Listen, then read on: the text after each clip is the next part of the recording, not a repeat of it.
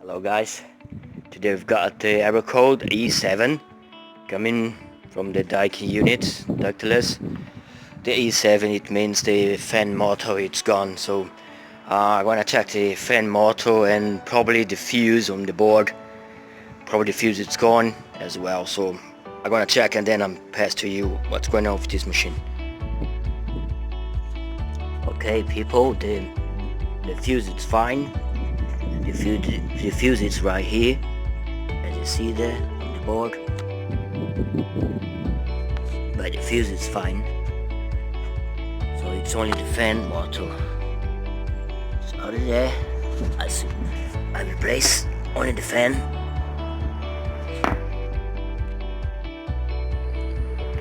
Alright, the fan motor is on. I'll tell you how to check the fan motor, if it's running or not, or checking the power supply coming from the main board to the fan motor. It's so simple. Let me tell you. This is the when you see that, this is the S70. This is the fan's connectors. This connector between the pins 1, 2, 3, 4,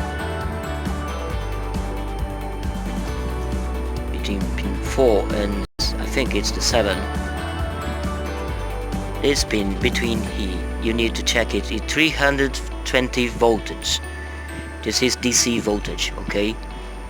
And the pin 1 and pin 3, you check it, it's 15 volts. This is the power coming from the main board, right? And the pin number 2 is the signal coming from the fan motor. This is the sensor coming from there, communicating to the main board, just to telling if the fan alright or not.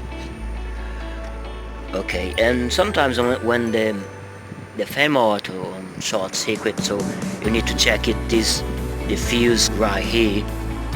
Sometimes the fuse it's gone, like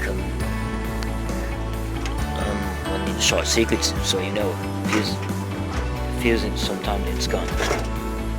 But in this case, it's on the fan motor. That one is here.